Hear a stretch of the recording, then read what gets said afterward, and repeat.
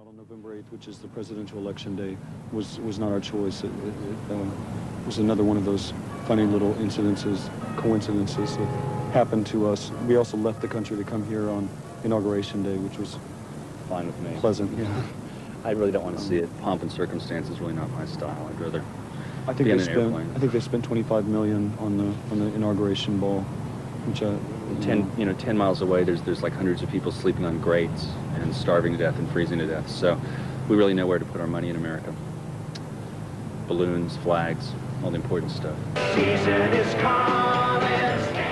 think in terms of my singing, I'm much more aware of the capacity of the studio and technology, using it as a tool rather than being used by it. So the singing is much clearer because that's the way that we intended it to be all along. I've got my spine, I've got my orange crush. When the band started, I was hearing either punk guitar or that kind of new wave yicky-ticky guitar, and I didn't want to do any of that. I've always liked real simple rhythm. Times have changed a little bit. I kind of, lyrics have gotten more straightforward. The band has gotten a little bit more hard-edged, and I think the guitar, should work within the song as opposed to just jangling away forever and ever. When I work with Robin Hitchcock, he still wants me to spangle all the time. It's like, oh, just jangle for a while here.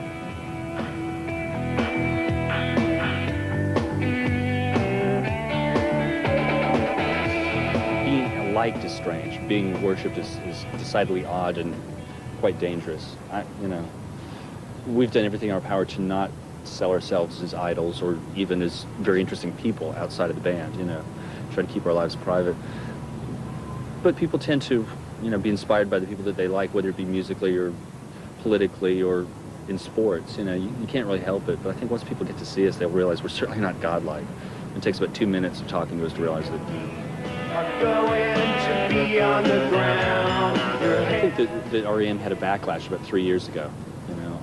Everyone missed out on it, yeah. But it was there. You're way too late. It's actually our first EP with the backlash started with some guy in New York. I remember that.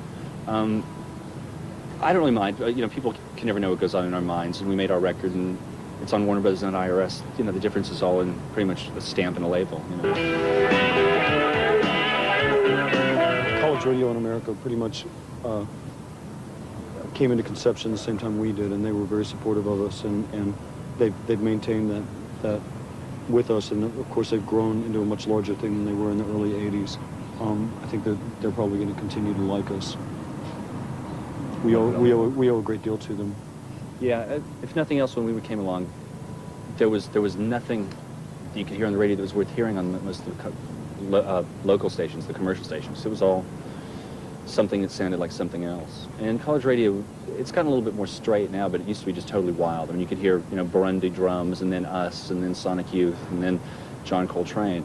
And I like that. I like to be surprised. I like to never know what's coming next. Top 40 is still, in America, it's still, when something like Dirty Dancing Soundtrack can be the #1 album in the country for 3 months standing, you recognize that the people who are in charge of that kind of product control are not really on top of what's going on. Now it's time to serve your conscience overseas. Coming in. We have pretty much never dealt with Top 40 radio on a one-to-one level because we choose not to, and essentially what's happened is they've come around to us. We haven't really compromised ourselves one iota, but with the decade wearing on, I think that what we're doing is a little more acceptable on a mass level than it was 8 years ago, and that's good. It's a good thing. It's opening a lot of doors for a lot of other bands. I don't think we're spearheading any kind of revolution, but we just kind of happened to be in the right place at the right time, and we followed through with it. In the place where you were, now We never really planned on even recording an album, and that everything in our career has pretty much happened by accident. We're pretty happy that people buy our records and like them, and the fringe benefits are, of course, obvious, and probably not as much as everyone thinks.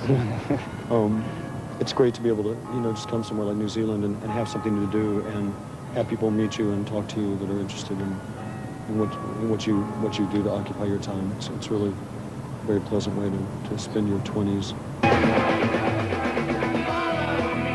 whatever level of success we've attained in the eyes of the world doesn't really mean anything to us. You know, the success is making the records and writing the songs. I don't feel as good any time as when we've just finished a great song in the studio, rehearsing or writing, you know. Anything after that, it's nice. I want people to hear our records, you know. But really, Green was a real success for us the day we mixed it and I took it home and played it on the plane and thought we made the record we wanted to make.